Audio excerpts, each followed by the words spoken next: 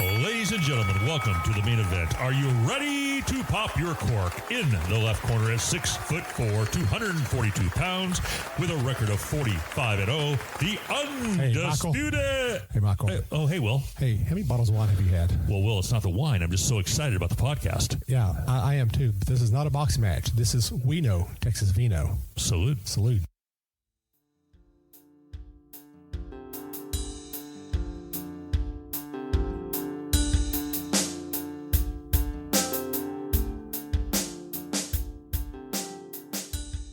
Welcome back, everybody, to We Know Texas Vino. I am Will, your host here. Not your new host, but your host. And so today is going to be a very interesting day. This is the first episode of doing some wineries here in the Hill Country. And I'm here with two amazing guys. And I've actually met Jesse last year at TWGGA, and he demanded me to come down here. And so here I am getting ready for TWGGA on March 3rd and 4th, which we're going to be broadcasting live. So I have Jacob and Jesse, and I'm going to let you go ahead and pronounce your last name.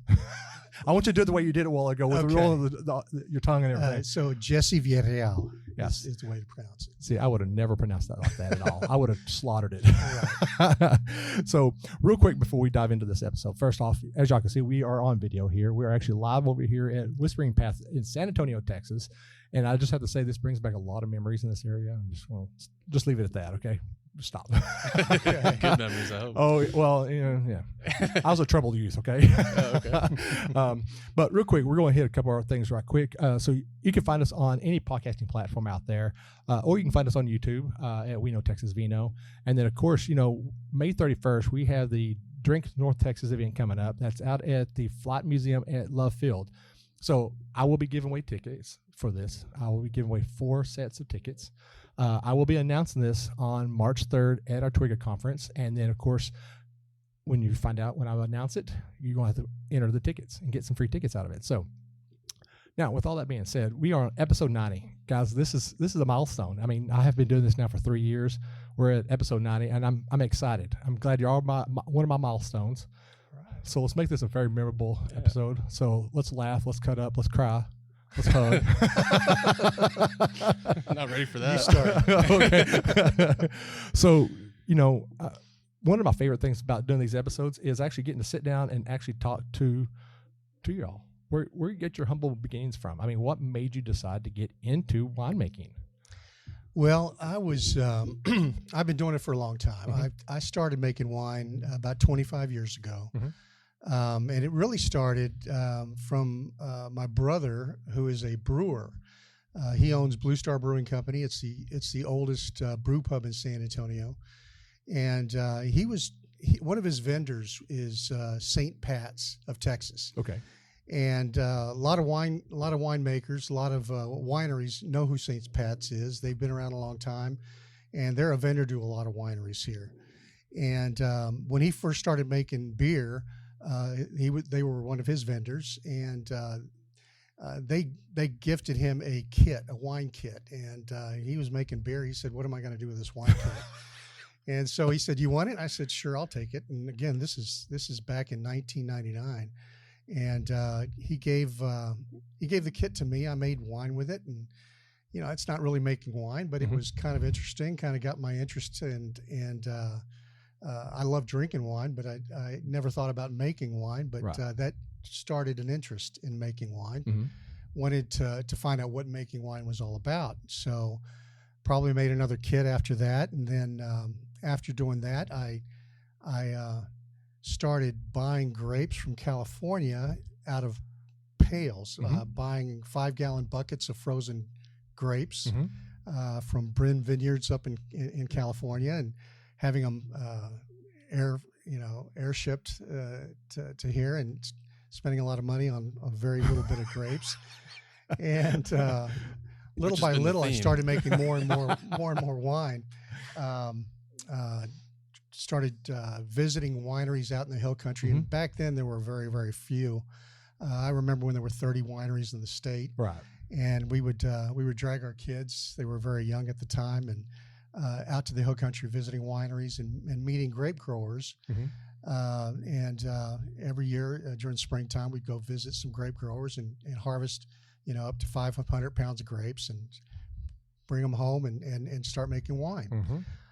As we made more and more wine, and I was making more and more, or as we were harvesting more and more grapes, making more and more wine, I met a group out of Austin called the Central Texas Wine Guild, and started bringing in grapes from California. We would pull a truck together of grapes from Lodi or from other areas of California, and that's when we really started making larger amounts of wine. And it started really getting out of control. And no way. So the tanks were getting bigger, the equipment was getting bigger, and it got to the point where I started really thinking about, well, maybe this is something I could do commercially. I started taking classes, remote learning from Cal Davis. I never went to classes there, but they had remote learning programs, and a little bit at a time, I increased my knowledge, and the quality of the wine I was making improved, and here we are. In 2017 we decided to get licensed to do it commercially, and ever since then we've been making wine here. Nice. Growing little by little.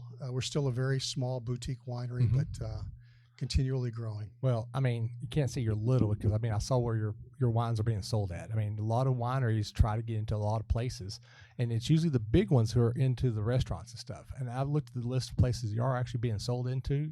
Y'all got quite a places you are sold out into, short of being an HEB, but you're in restaurants. Okay. That's a big deal, So I have to commend you on that. You can't take that away. You may think you're little, but you're playing with the big dogs now. Okay. We appreciate that. I mean, again, there's a lot of the small wineries who want to get into the restaurants, and you're there already. I mean, I saw your list. I'm like, dang, look at these restaurants you're in already. That's a crowning moment. Okay, you just got to be proud of that. Well, so we are proud of that. But what did you do before you got into wine?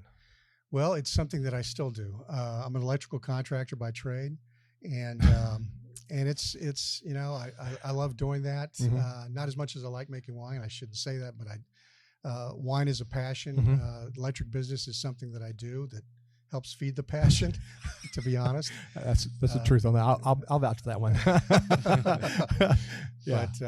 But no, it's something that we still do. Well, Dove Ridge up around Fort Worth, they got into winemaking because of bathrooms. There you go. There you go. They were plumbers, and they did convention centers and stuff like that. And they're like, one bathroom. They're like, really? You don't need one bathroom. You need like 12. Nice. So yeah. So everybody has a starting story from somewhere. Certainly. Yeah. So what about you, Jacob? How'd you get into this? How'd you get dragged into this, or drunked into this? Maybe that's the key word there. No, I'm his son. In case you didn't already know that, or the listener didn't, but it was really cool. I guess from my perspective, seeing it grow from nothing, just kind of a passion project. One year we'd be taking maybe the family truck up to some vineyard and pruning or taking trimming some grapes for the family wine, and then the next year would be like a U-Haul, and the next year it'd be a refrigerated truck, and so you just kind of saw it growing from nothing. And it's really cool to see, family members, especially your parents, get into something that after so many years of sacrifice and what it looks like to raise a family, get into a passion project, something that is going to be lasting and something that really is a passion. And so it's been fun to be a part of. I've been getting more and more involved with it very recently. You mentioned restaurant partners. That's a key focus of mine right now, is reaching out, trying to find more restaurant partners, more retail partners, and just get our wine in front of wine enthusiasts. And so that's where I am right now. Yeah, it's amazing that you got your son involved with this. And you said you started taking them to the wineries very young. You can always give kids alcohol as long as your parents are sitting right there. Right. That is the rule. A lot of people don't know that in Texas. But I mean, it's amazing that, you started a passion for yourself, and you ignited a spark in him, and he's now taking up the reins also with you, and you're working side by side on this. And now the curiosity is how many times do y'all fight over the taste of the wine? Well, it's interesting. He's one of 6 kids that we have. Wow. And what's really neat is that all of them are very interested. They're very passionate about wine. a few of them are getting involved in the business one way or the other. And it's interesting how they find their own lanes. Jacob is finding his lane in the sales and marketing side, in the business side. I have a daughter and son-in-law or a son-in-law that's very interested in the production side, and he's doing a wonderful job. I have a daughter that's she hates me calling her a sommelier because she's not a practicing sommelier, but she's a level 3 WSET, and she's got an amazing nose and amazing close palate. Enough. Yes, but she's super talented, and I have another daughter that's she's amazing in the tasting room, and she's super personable, and she loves and knows wine very, very well. So there's a lot of kids in the family that have picked up that passion and that enthusiasm for wine, and Texas wine in particular. Right. So it's kind of a neat thing, and you don't get into it in my age thinking that this is just for me. My wife and I haven't mentioned her. Ken, as you've mentioned, you've met her, and she's as much an enthusiast as I am. Right. And both of us got into this knowing that this is a legacy project. Right. And our kids have all gotten involved in it, and it's really something that's great to see. And that's something I love hearing about is the younger generation getting involved and getting into the wine industry, because nowadays, honestly, with technology, a lot of kids youth are not looking into becoming a farmer. I mean, you have to be a farmer to make wine. I mean, you can't just go in here and say, I'm going to make some wine and not know what's going on in the vineyard. I mean, it's just, you have to know what's going on in the vineyard. And for you to actually bring that legacy on to them and say, hey, come up and do this. I want y'all to see what this is happening and get them involved. That's amazing. That's really amazing. You don't hear about that much more nowadays. So I had to commend y'all on that.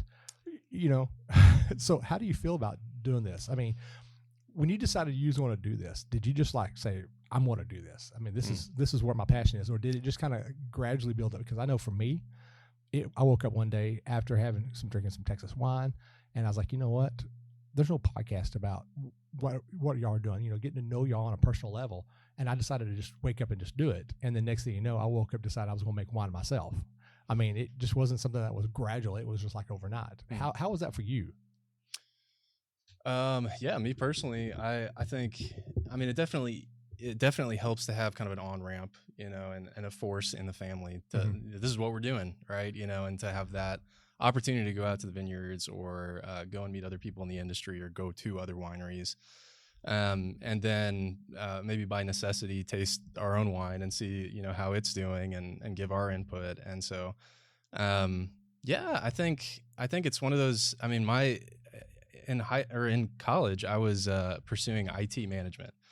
And so completely different than any of this. And then I went into finance. And so even still kind of, I'm pursuing that. I'm in a consultant capacity, but I'm in the finance industry. I help people with their finances, and so that's completely different than wine. And when I tell my colleagues of the firm I just came from, that I'm slinging wine or, working at a winery, they're just like, well, that's really cool. People are really jealous about it almost because it is one of those very novel lines of work to be in. Right. And so it's, I think that's that. And then just the fact that it's a family business, it's something I can very tangibly contribute to, very readily contribute to, and see a difference that impacts not only myself, but my whole family. Right. That's really appealing to me. I want to likewise leave some kind of legacy and have some kind of impact in a real way. Right.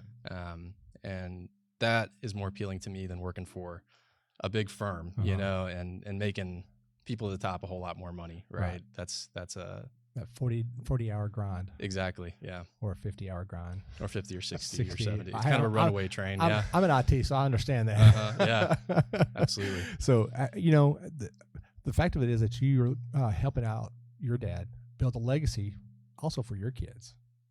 That's just amazing. I like that. I love hearing stories about that because, again, people nowadays, they don't think about building legacies for their family. They're just like, okay, how much money can I make? And then I'm going to just spend everything I got and leave nothing for my kids. Right. If you look at the old timers, don't look at me like but if you look at the older generation, let me rephrase it. The older generation, you know, that's what they thought about. What can I leave as a legacy for my kids when I leave this earth, you know? And that thought process is not there no more. You know, it's just like, you know, what can I do to get to the next day? What can I do to get to the next week? So far like that. And I love that you're leaving a legacy behind for your son, and he's going to leave a legacy for his kids and so forth down the line. So what is your favorite wine you make here? Like, you have to make it every time you decided I'm going to make some wine. What is the favorite one that you have to do? Well, I wish I could give you a something off the wall that nobody's ever heard of, but it's probably right now the most popular wine in Texas, and it's going to be the Tempranillo. Mm-hmm. We make a Tempranillo every year, and it's just a wine that just does so well here. Mm-hmm. And it's done different ways. You know, there's a lot of diversity in the way the wine is made here in Texas. You can get the very earthy, very, very rugged, earthy, dirty, smoky mm-hmm. type of Tempranillo. And then you can get the fruitiness, the fruity, with the dark cherry or even the bright cherry. So you can get a diverse amount of Tempranillos, and we've made both kind. And I think we do a good job of it. I think Texas does a great job of it. Mm-hmm. I think it's a great wine, and I think Texas is doing a great job. I definitely have to agree with you on that. And working in a tasting room myself, and in fact, the last 2 days, I was working at Landon Winery. I had 2 people come in and say, "I do not like Tempranillo. I do not like Tempranillo." And I'm like, "You're from Texas and you don't like Tempranillo? What is wrong with you?" So I play games with people, okay? So first off, when they come and do a tasting, I make them close the menu. Don't read the tasting notes, okay? And what I do is I actually cover the bottle up, and I'll start pouring them wine, and then have them, once they taste it, like, "Oh, okay, I like this," and then I have them clean their mouth with water and stuff. And then somewhere in that line, I will just throw a Tempranillo into it, and they'll drink it, and they're like, "Oh my God, that is good." And I was like, "You really like that? Would you buy a bottle right now if I told you what it was?" And they said, "Oh yeah, I'll buy a bottle." And I turn around and show it's Tempranillo, and then they would just walk away from me. And I had to explain to people, Texas has 5 major regions in Texas that mm-hmm. grapes are grown.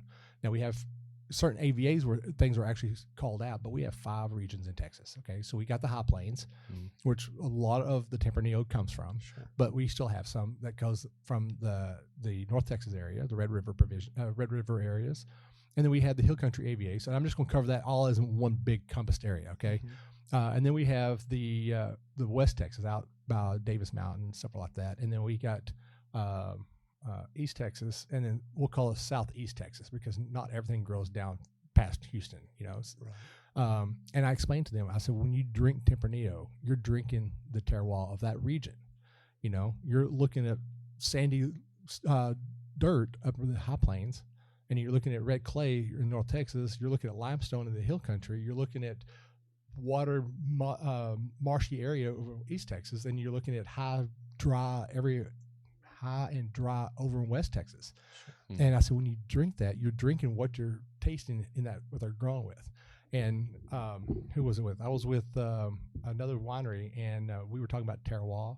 Mm-hmm. And I was talking about, you're tasting, the rain, you're tasting the dryness, how long it's been dry. You're tasting the soil that was whatever was put into the soil. If they had cover crops, you're tasting whatever's there. Mm-hmm. I said, and then you're also tasting the bug that flies by and farts.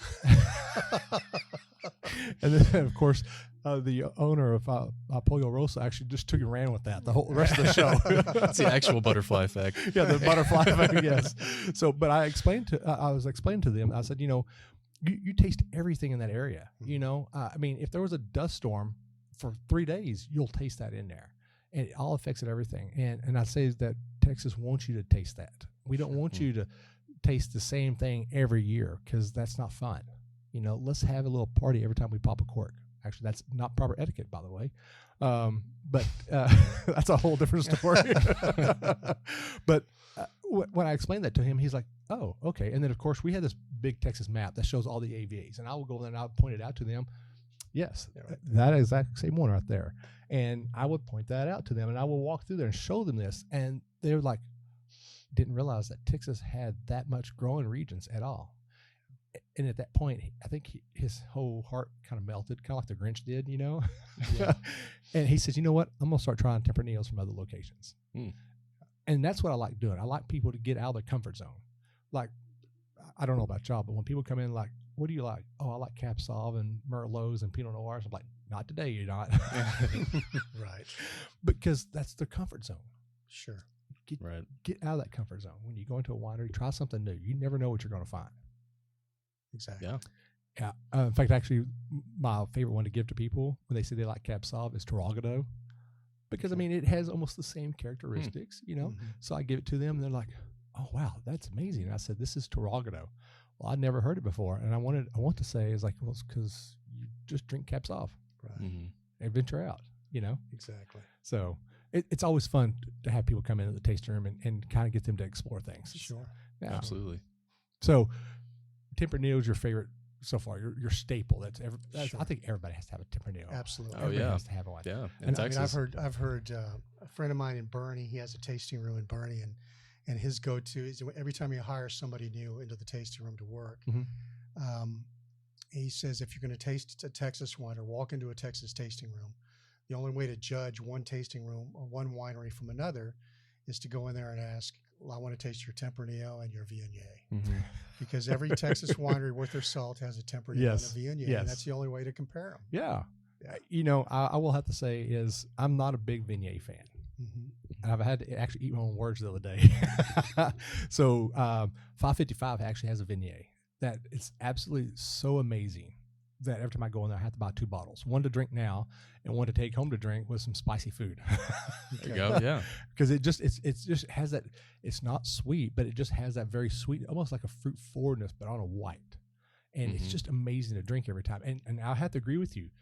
Go into a tasting room, do a Tempranillo, do a Viognier. That's how you judge a good tasting room right there. Yeah. So now I know a lot of the Viogniers I drink are a lot of very floral. Is that how y'all's are? Y'all's very pronounced floral or? Floral, yeah, they are floral. They also have. We just bottled one. In fact, we just bottled our 23, and it's this year was a little bit different, or 23 was a bit different. There was a lot of grapes grown in 23. Oh yes, huge harvest. Yes.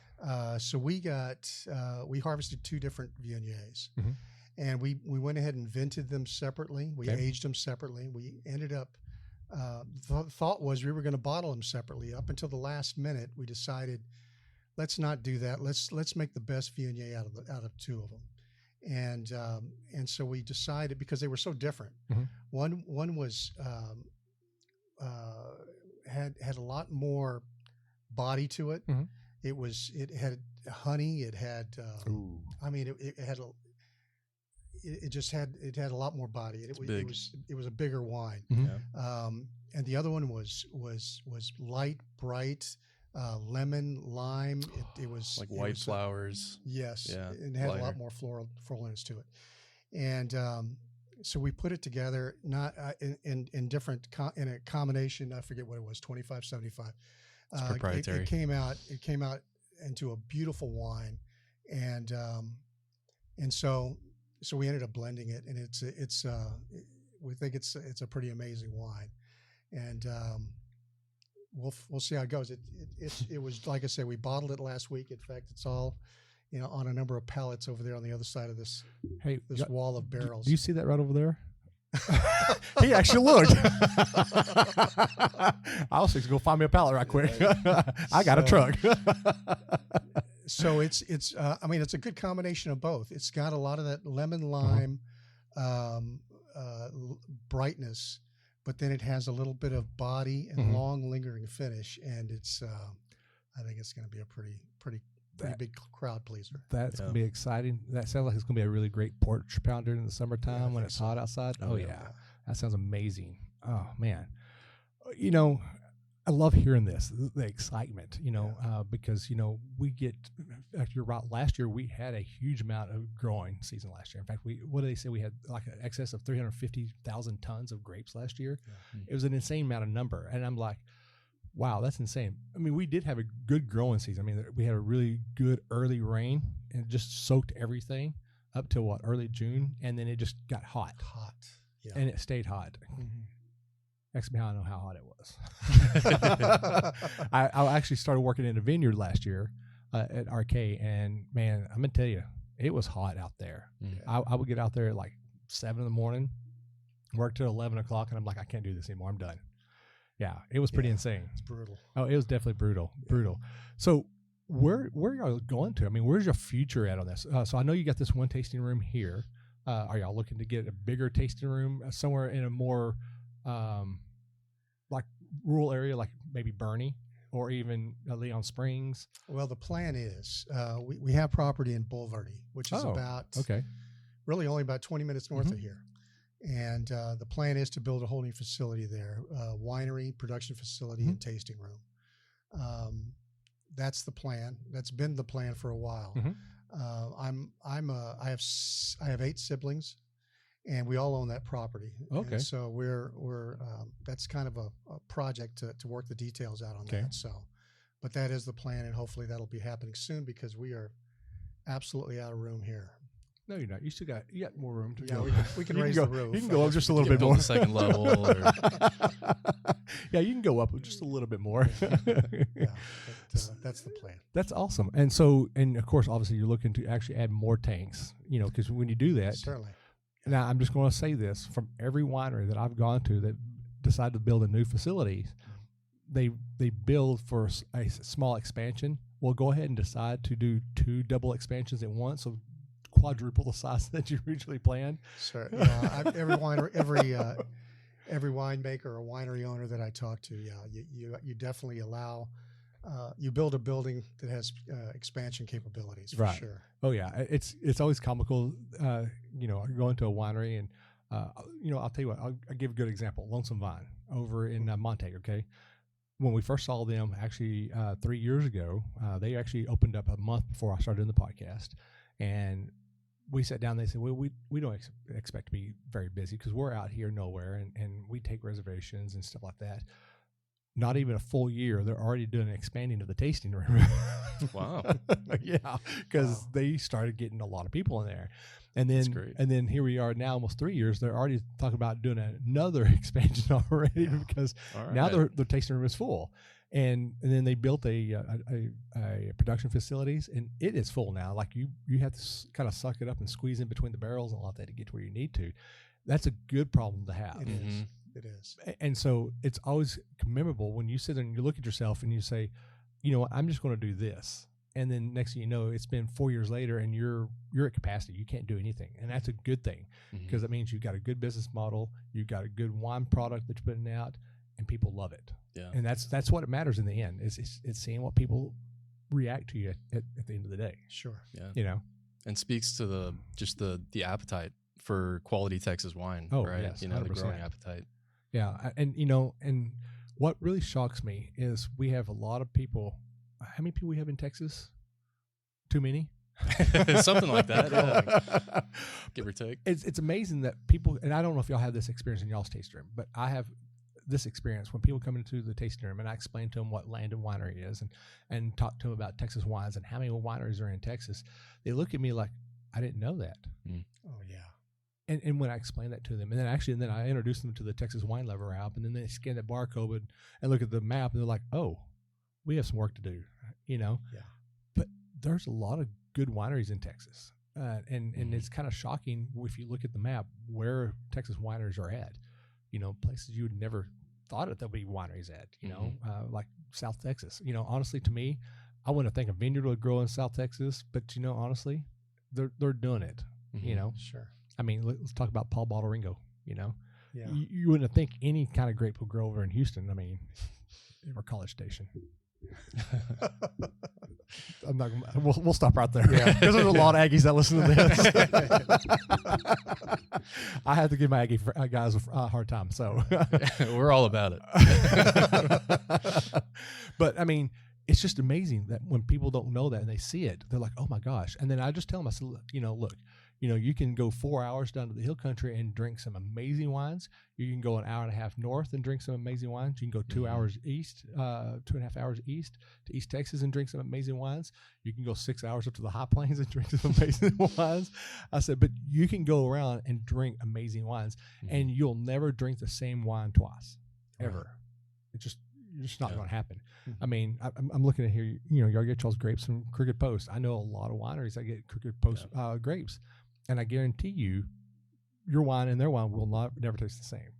Right. And that's what I love about grapes. And that's what I love about wine is because you can't ever get the same taste twice. It's also a bad thing, too, because when you're like, you made that happy accident and you're like, dang it. I made this and I can't ever do it again. Well, we can try. You can get close. You know, you can get really close. But, I mean, you know, like I know there's one winery that he accidentally mixed his what was it? I think it was a Viognier, and thought the next barrel was another Viognier, and it actually was Tempranillo, and he mixed it together, and he actually tried it, and he goes, oh, this was really good. But he made a nice little a blend rosé out of it, but he will never be able to do that again. Wow. But, I mean, it happens, you know. Sure. Y'all got any good happy accident stories? I mean, those are always the best stories. I don't know about an accident. We no happy ones at least. Out of 2020, it wasn't really. Yeah, in 2020, it was a difficult year in the vineyard. We had so we weren't able to get as much of the Viognier that we always got, and we started growing or started doing a Roussanne. We did a Roussanne in 2018, which was a beautiful wine, single varietal wine. So we were trying to do that again in 2020. We didn't get enough of either of those grapes, so we decided to blend them together to do a Rhone blend, and very little. We decided to blend them, so it turned out to be a beautiful wine, but it was a very small batch, even blended together. My wife wanted to name the wine Corona for the coronavirus, but I nixed that. And good idea, because that bottle had not been sold. But we ended up naming it. We ended up naming it Bel Melange. Okay. And that has turned out to be one of our best wines. Very popular wine. It translates into beautiful mess. And the theme is that it was a beautiful wine, but it was in the mess of a year. 2020 was, of course, a mess of a year, but it was out of a difficult year came this beautiful wine. We're going to do it again in 23 because we have this wonderful Viognier that didn't get blended into the Viognier, and we have this fantastic Roussanne that we harvested from Oswald Vineyards. Okay. And it's going to be another beautiful mess, although I'm not sure it's a mess. It's going to be a beautiful wine. But we're going to name it Bel Melange again. You know, you could have named it Corona and then put a lime next to it. Yeah, we probably couldn't have got away with it anyway, right? Yeah, but I mean, hey, you know, yeah. I would actually, when you said Corona, actually she said Rona. I should Rona. correct that. She wanted to name it Rona. Because I mean, when you say Corona, I'm thinking beer, you know, lime. I'm like, yeah, that would be good, you know, because if it could have had a color of the beer, you know, stuff like that. Interesting collaboration there. Yeah. You know, my mind was not even anywhere near that stuff. So, you know, it's always amazing to hear stories like that. I love hearing that. You know, it's kind of like actually just heard about this the other day. I was at Lost Oak, and they lost a barrel. How do you, first off, how do you lose a barrel? I mean, that thing's, you know, 55 gallons, 100 gallons, you know? Lost Oak. Yeah. Well, I mean, it's true. And they actually found, that was 9 years ago when they lost it. They just found it like 8 months ago. Okay. And it was a Viognier in it as well. Oh, wow. Huh. And let me tell you something. Okay. I've tried to be very frugal because I've got too much wine at my house, if that's actually such a thing. But they brought us a sample over for that of it, and very strong caramel taste out of it. You smell it. There's no Viognier smell out of it whatsoever. It smelled just of like big, bold caramel. You know, you ever get that fresh caramel that was made, still warm, and that smell? That's what that was. And I sat there and drank it, and then they told me it was like 16%. And I was like, bottle, please. But It was actually an amazing bottle, and I've got that.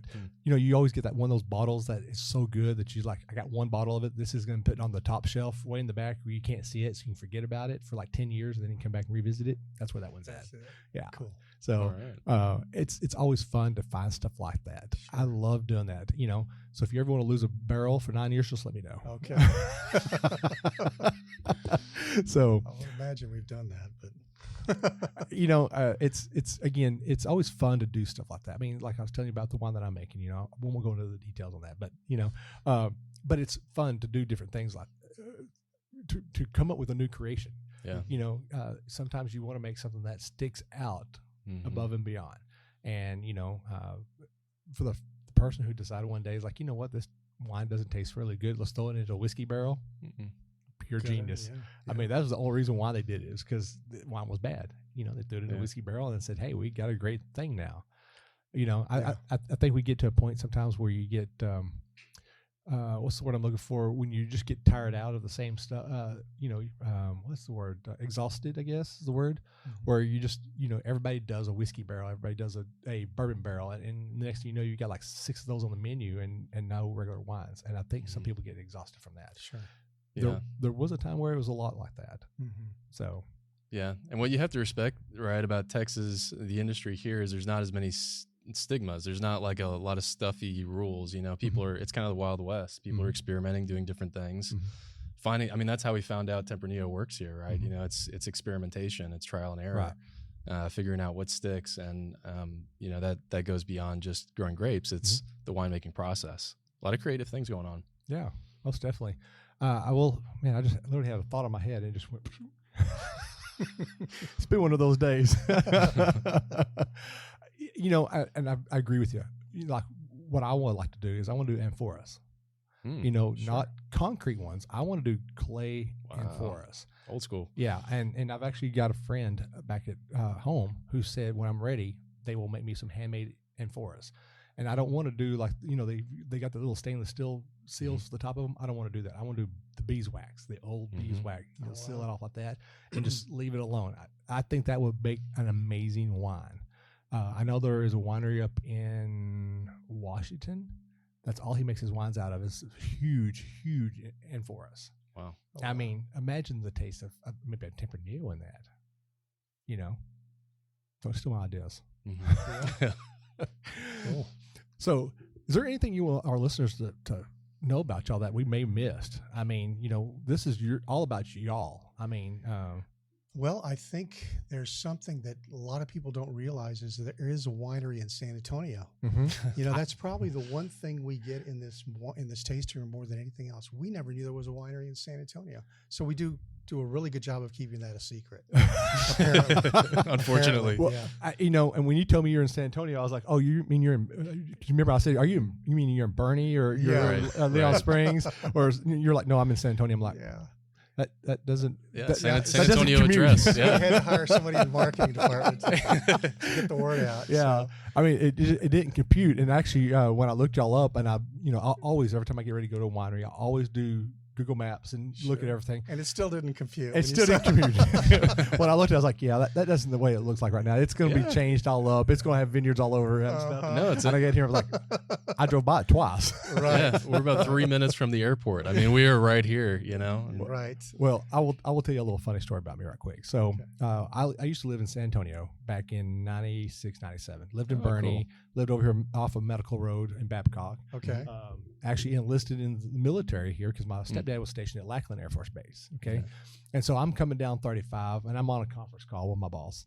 And I kept on driving and I looked and I saw where the old used to be Kettle Restaurant, because right next door was a hotel, and that's where all the kids that were getting ready to do the physicals, go to the MEP station to get their physical and stuff. We would all stay the night there, go eat next door, and then go to the MEP station. And I'm cruising along, and I was like, this all looks really familiar. And I looked at my Google Maps. I'm like, oh, man, I missed my exit. And I was sitting there cruising along, and I was like, man, I need to turn around and go back. But it's just kind of funny. It took back some memories. Yeah, flashbacks and stuff, you know. So it's, like I said, this all is area, you know, remind me of a lot of stuff, you know. A lot of good stuff, a lot of bad stuff, you know. Oh, yeah, I was all over San Antonio. So, but spent a lot of my youth here, by the way. There you go. Yeah. Well, good. So there are times when I miss it. I would love to be able to come down here to drink some of the wine with y'all. Because I do love San Antonio. In fact, actually, I got some friends here that they keep telling me I need to come down here, and so now I have a bigger excuse. I'm gonna come down here and see y'all, not them. There you go. There you go. Perfect. Absolutely.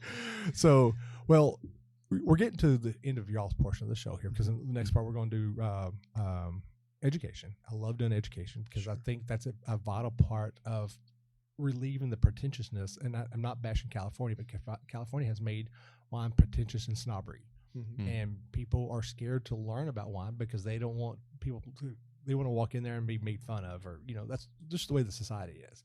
So I do education to help people understand and learn about wine. And so today's topic is going to be about tannins. I had a whole mess of stuff on my notes on my laptop, but I remember some of it because I pulled it directly from Wine Folly. So we'll hit a couple of those topics there. But for our listeners out there, can y'all tell us where they can find y'all here and also online? Well, online we're at whisperpathcellars.com, and it's a complete website. You can schedule a private tasting by appointment, and that's the only way we do tastings in the tasting room. It's a very small area. It's by appointment only. So go to the website. You can schedule it there. We are located again here in San Antonio. We're at 123 Jones Maltzberger, or you can give us a call. You can call. Best thing to do though is go to our website. You can find us there. Awesome. Yeah. And Instagram. We have an Instagram at Whisper Past Cellars. There you go. And what's your Facebook? Whisper Past Cellars. Hey, just You check can it. find us. Yeah. But you know what? I just remember there's one thing on my notes I did not get a hit with y'all. How'd you get the name Whispering Path? Okay. The easy answer is we live on a street called Whisper Path. When I started making wine, we were making it in the garage on Whisper Path. Yeah. There's nothing wrong with that. Yeah. I mean, you got to have a lot of ACs. Well, they always say that you got to have a great story, and I had come up with this really great story, but it wasn't true. So I want to hear it now. No, don't ask him that. No, you really don't. You don't want to hear You it. really don't. I can get in trouble if I say it. Oh yeah, this is a PG show, okay? Well, guys, it's been an honor to sit here to talk with y'all. We're gonna get up and take a quick break and stretch our legs for a little bit, and then we'll come back. We'll do like a 10-15 minute thing on tannins, and then we'll go from there. All right. All right. All right. Thanks you so much. Yep. Hi, this is Eric Beyer of Old Vine, Texas, a new winery tasting room featuring 100% Texas wines from wineries all over the state. We are located in Mansfield, Texas, inside of Ancora Event Center on Broad Street. We have weekly tastings, charcuterie board to enjoy, live music, and a new wine club. Go visit our website at oldvinetexas.com to sign up for our newsletter and learn more. Or you can find us on Facebook and Instagram at Old Vine, Texas. We'll see you soon. We are here at Whispering Path in San Antonio, and I've got Jacob and Jesse here, and we're going to actually talk about a topic which we haven't talked about this since Firelight. And the last time we talked about this, I called everybody losers. So, All right. So the quick story about that is being an IT person, everybody is users, and everybody on the podcast are listeners. And so I got the two words put together and came up with losers. And we could not stop laughing. So real quick, I know you want to hit up on some of your wines that you got in your hand. So what you got right here? Oh, well, I was just going to bring up, we were going to talk about tannin, correct? Oh, yes. Okay. Yes. So what is a tannin? Well, a tannin is a polyphenol that is typically only found, for the most part, in red wines. Mm-hmm. And I just grabbed one of our red wines. This is our 2021 Montepulciano, which definitely has some tannin in it. You'll know a tannin because it's the thing that kind of grips your tongue. How did you describe that? You tasted a tannin when you what? You put a dry tea bag on your tongue. Yeah. Okay. And again, and a lot of this came from Wine Folly, and I didn't know this. So it is what they said is put a wet tea bag on your tongue, and a half of the dry weight of the plant leaves a pure tannin. There you go. Yeah. which makes a lot of sense. Yeah. You know, that's the tea is just leaves, right? And it's the hard fibers of a plant, and that's what is imparted from wine, right? You get the seeds, in some case something from the stem, right, and then it comes from the barrel. Comes from the barrel. Seeds, leaves, everything that comes in contact with the with the juice. Dry fiber of a plant. Yep. Yeah. And then in the word tannin, and I didn't know this, and this is why I'm also learning from all this. Tannin is a Latin. It says actually an ancient Latin word. Oh, of course. Comes from the word tanner, which refers to the use of tree bark to tan hides.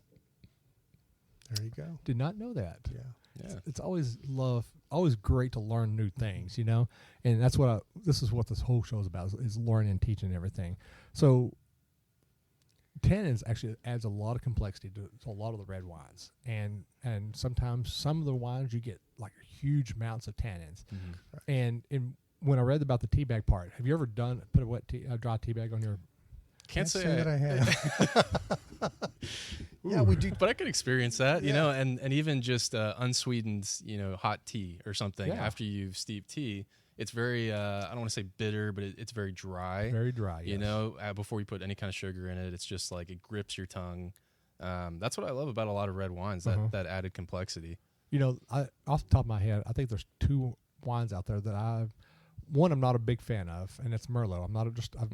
Because it's the minute I drink it, man, my mouth just it's like a sponge. It goes dry. Yeah. And that's what a tannin does. I mean, I mean, correct me if I'm wrong, but I mean, that's a lot of what it does. It just dries your mouth out. And then a Tannat, depending on how the Tannat is made, it does the same thing to me. In fact, it's so much that it feels like I just put a big mouthful of dirt in there, and it just dries everything up. You don't like eating dirt? That's not on your profile. When I was 5 and 6 years old, I love eating mud pies. You know? Little did I know that was going to turn to wine. Yeah. But something else about tannin, strong wines with strong tannin also tend to be long aging wines. Yes. So you know, some wines with heavy tannin will be the wines that age over very long periods of time, 20, 25, 30 years. Will be when they peak, you know, or when they finally mature. Right. You know, have you ever heard of the $1 Billion Wine before? The book called The $1 Billion. Sure. Yeah. And them finding the Thomas Jefferson wine, and spending that obscene amount of money on it, and only just to break the bottle. Yeah. Right. But the fact that it was still drinkable after 150 years. I mean, was it 100 years or 150 years, something like that? Yeah, something like that. But I mean, it was still drinkable. Yes, it was muddy color. But I mean, it was still drinkable. That's pretty impressive. So that's kind of what tannins does. It helps preserve. And interesting. I was actually reading. I think it was either through Wine Folly or somewhere else. It says that tannins also can cause headaches when consumed too much. Which now I have to actually look that up to see. I think that was actually this is where the next part says. What about migraines? Says the jury is still out on the connection between tannins and migraines. To remove them from your diet, you'll need to stop consuming, you ready for this? Chocolate, nuts, apple juice, teas, pomegranates, and wine. Not worth it. Not worth it. I'll take the migraine. I'll take the migraines off. Pop an Excedrin or something. Exactly. Well, folks, I mean, I really appreciate y'all allowing me to be here. It was an honor to get to sit here and finally get to talk to y'all in y'all's winery here. I mean, we talked at TWGGA, and obviously we're going to see each other at TWGGA again. Right. So you got to come by and say hi again. We sure will. But folks, y'all need to come out here and check out Whispering Path. Great folks out here. Great wines. I mean, we've had your wines last year. Still such amazing bottles. I'm still kind of drooling over some of it. So real quick, I'm going to hit our sponsor. So our main sponsor is the Texas Wine Lover app. We actually talked about it just a little bit ago earlier in the show. Folks, if you're looking for a winery in Texas and you're trying to find a specific, let me back that up. If you're looking for specific wines or features or whatever it is, they've got a great filtering system on there that you can go and find the winery that you're looking for. Great little application. I think it lists 900 wineries in Texas on there, or 850 or whatever our number is. Great little app. Go out there and find it on your any application store that you got, or online at Texas Wine Lover. And then we have another sponsor that I love these guys over in Mansfield. They're called Old Vine Texas. They bring up a lot of the hill country wines up to North Texas, and Eric has done such an amazing job of introducing a lot of hill country wines up into the North Texas region, where a lot of people just don't want to take the time to drive down here.